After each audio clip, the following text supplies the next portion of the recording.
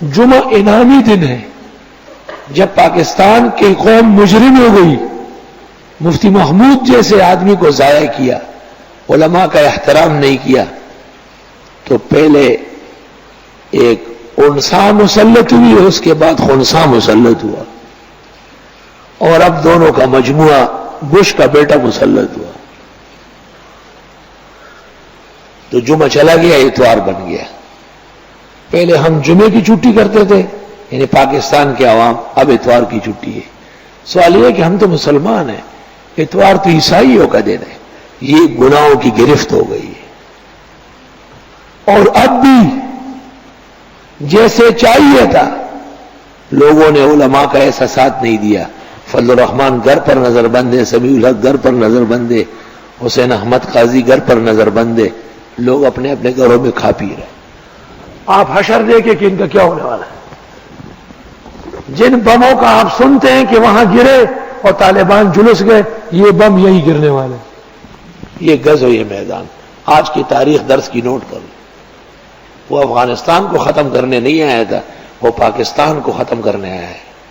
جب آدمی کسی گھر کو لوٹتا ہے تو پہلے چوکیدار کو قتل کر دیتا ہے، دروازے کو توڑ دیتا ہے. وہ تو چوکیدار تھے ایک بہت بڑے پلے کے، 2200 مربع میل جگہ کے چوکیدار تھے. آج پاکستان کی گورنمنٹ اور حکومت سر پکڑ کے بیٹھی ہوئی ہے، اور خدا ان کو اور ذلیل و خوار کرے گا. خدا کی قسم، اگر میری زندگی میں کشمیر کا جھگڑا ہوا، میں فتویٰ دوں گا کہ اس حکومت کی نگرانی میں کشمیر میں جہاد کرنا گناہ ہے. اس حکومت کے ساتھ ہم جہاد نہیں کریں گے، کیونکہ اس حکومت نے ہماری آنکھوں کے سامنے ہمارے علماء کو ذلیل و خوار کیا ہے، اور قطعی طور پر ان کی مذہبی بات نہیں مانی ہے. کشمیر برحق، جہاد برحق، اس حکومت کا اقتدار غلط. اس کی نگرانی میں جو جہاد کرے گا مرے گا، وہ مجاہد نہیں ہو. یہ فتویٰ میں دوں گا بھلے میں پھانسی ہو جاؤں. اور جنگ کے پہلے صفحے پر انشاءاللہ شائع کروں گا، جیسے تفسیر کا اشتہار آتا ہے. یہ میں نے اپنے اللہ سے عہد کیا ہے کہ اگر میری زندگی میں اس حکومت پر کوئی آڑا وقت آیا تو میں بھرپور مخالفت کروں گا اس کی. اور جو میرے نظریے کے ماننے والے ہو انشاءاللہ اس وقت تک بہت زیادہ ہوں گے، وہ ڈنڈے سوٹے لے کے سامنے آئیں گے. اور اگر یہاں مجھے موقع نہیں ملا تو میرے مرنے کے بعد کوئی غیرتی آدمی آ جائے گا، وہ اسی مشن پہ کھڑا ہوگا. ورنہ قیامت کا دن تو برحق ہے. اللہ کے حضور تو اس حکومت کے گریبان پکڑوں گا کہ یہ حکومت عوام کی نہیں تھی، مسلمانوں کی نہیں تھی، یہ امریکہ کی ایک ذیلی ریاست تھی.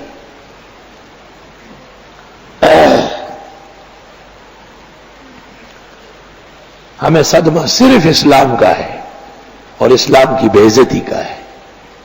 ہمیں اسلامی عزت اپنی آنکھوں سے دیکھ رہے ہیں کہ مٹی میں مل رہی ہے. آج جنگ اخبار میں کسی غیرتی نے لکھا ہے، کسی غیرتی نے آج لکھا ہے کہ اگر حکومت پاکستان شرارت نہ کرتی تو افغانستان کا یہ حشر نہ ہوتا جو آج ہوا ہے. کابل میں لاشیں پڑی ہوئی لوگوں کی، پہاڑوں پہ لاشیں پڑی ہوئی ہیں. کوئی بھی مرے مسلمان، یہ غلط طریقہ ہے. امریکہ کا تو ایک بھی نہیں مر رہا. دونوں طرف سے مسلمان مار رہے ہیں. نہیں، مسلمان کو مسلمان سے کاٹا گیا، مسلمانوں کو آگے کر دیا گیا. تم لڑو ایسے. ایسا کیسا مسلمان ہوگا اور ایسا کیسا طالب علم ہوگا جو دینی روایات کی ذبح اور قتل پر خوش ہو؟ وہ طالب نہیں ہے، وہ کوئی اور نظریے کا آدمی ہے، مرزائی یا قادیانیوں کا جو مسلمانوں میں گھسا ہوا ہے. ربنا لا تؤاخذنا ان نسینا او اخطانا ربنا ولا تحمل علينا اصرا كما حملته على الذين من قبلنا. خدایا ہم پر ایسا بوجھ نہ ڈالے کہ ہم اٹھا نہ سکے، اور خدایا ایسے بوجھ تلے ہمیں نہ لدوائے جیسے گزشتہ لوگوں پہ آپ ڈال چکے تھے. ربنا ولا تحملنا ما لا طاقة لنا به. پروردگار ہم سے نہ اٹھوائے ایسی چیزیں کہ ہم میں طاقت نہ ہو اس کے اٹھانے کی. ظاہر بات ہے بموں کا مقابلہ حکومت کرتی ہے، وہ بم بناتی ہے، عوام نہیں بنا سکتے. طالب علم پاکستان کے ہوں یا کابل کے، بم نہیں بنا سکتے، میزائل نہیں بنا سکتے. یہ فہد کا فریضہ ہے جو مرکزی اسلام کا امیر بنا ہوا ہے، اور انگریزوں کا دم چلہ، امریکہ کا گماشتہ زر خرید غلام. یہ پاکستان کی حکومت کا فرض تھا. آخر بیت المقدس بھی ہماری آنکھوں کے سامنے اسرائیل توڑ رہا ہے، وہاں کے لیے بھی دفاع نہیں ہے، کچھ بھی نہیں ہے. یہ اسلحہ کب کام آئے گا؟ خدایا ہم سے ایسی چیزیں نہ اٹھوا کہ ہم میں اس کے اٹھانے کی طاقت ہی نہ ہو. ہم تو دعا کر سکتے ہیں، تعاون بیچ سکتے ہیں، ترغیب دے سکتے ہیں. ہمارے شاگرد ہزاروں کی تعداد میں جا رہے ہیں، آ رہے ہیں، مر رہے ہیں، زخمی ہو رہے ہیں. خدایا ہم کو جو طاقت آپ نے دی ہے وہ حاضر ہے. جو کام ہمارے اختیار و قابو میں نہیں ہے، اس کی وجہ سے جو نقصان ہوا ہے، خدایا اس سے ہمارا مواخذہ نہ فرما. واعف عنا، ہمیں معاف فرما. واغفر لنا، ہماری خطائیں درگزر فرما. وارحمنا، ہمیں مالا مال فرما، نوازیے. 3 طریقے سے جرم مٹایا جاتا ہے. کوئی شخص بھی دنیا میں جرم کرے، غلطی کر لے، 3 طریقے ہیں معاف کرنے کے، چوتھا طریقہ نہیں ہے. پہلا طریقہ یہ کہ اس کو کلعدم کر لے، کلعدم کر لے تو بھئی آپ نے نہیں کہا ہے، چلو آپ نے نہیں کیا ہے. اس کے کہتے ہیں عفو. عفا یعفو کے معنی ہے مٹانا.